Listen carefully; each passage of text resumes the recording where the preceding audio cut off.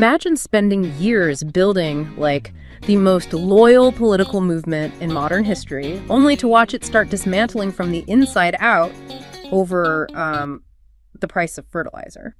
Welcome to today's deep dive. We are looking at a transcript from a Midas Touch video that analyzes what they describe as a massive internal rebellion right within the MAGA movement. Right, but a really quick critical note for you before we get into the weeds today. Right. We are looking at a highly politically charged document here. Very much so. And our role isn't to validate the politics or pick a side. Neither of us are endorsing these viewpoints. We are strictly and impartially just reporting and unpacking the arguments presented by Midas Touch so we can understand the mechanics of this alleged fracture. Exactly.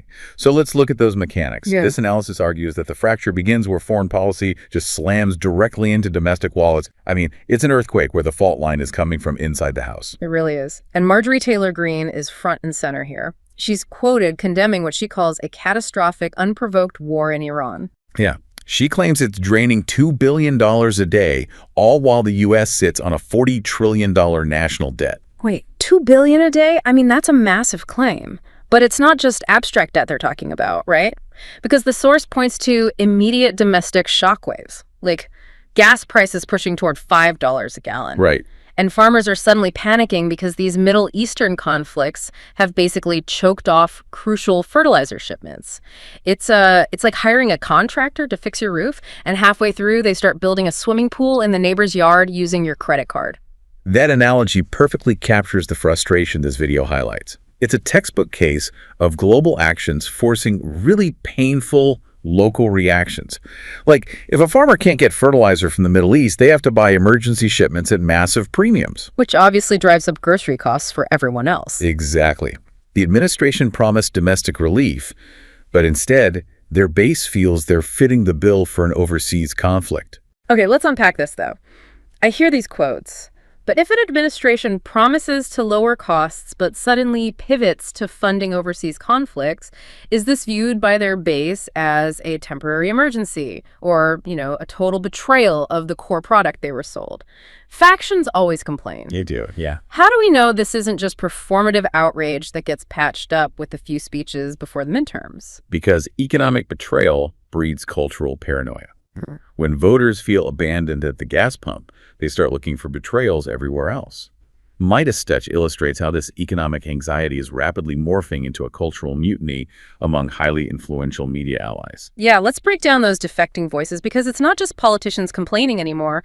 It feels like the entire coalition ecosystem is fracturing simultaneously. Think of the populist coalition as a three-legged stool. You have the anti-war isolationists, the culture warriors, and the alternative media shock jocks. And the video argues all three legs are being kicked out at once. Megyn Kelly, for instance, is warning about alienating the, quote, restrainer wing. The restrainer wing, meaning like figures like Joe Kent and Tulsi Gabbard. Exactly. The faction that actively wants to pull America out of foreign interventions. And then you have the culture warriors like Benny Johnson blowing up over personnel choices, specifically Pam Bondi being fired in connection to the mishandling of the Epstein files. Which is a massively sensitive cultural touchstone for this base. Totally. And then there are the shock jocks, right? Marjorie Greene is out there attacking Fox News directly as fake news brainwashing boomers. Yeah, and you've got podcasters sneo-furious over domestic daycare costs being ignored for war spending. And the real shock value comes from Alex Jones, stating Trump is, quote, gone and needs a spiritual intervention. Wait, really? A spiritual intervention? That's what he said, yeah. The expert synthesis of all this is that it represents a fundamental clash. A populist base that wants domestic focus versus an administration they perceive as slipping back into neocon habits, returning to that establishment mindset. Right, which favors aggressive foreign intervention over working-class populism. But here's where it gets really interesting. Is this a permanent ideological divorce or just loud infighting? Well, populism often isn't held together by shared, detailed policy. It's held together by shared grievances against the establishment. Okay, that makes sense.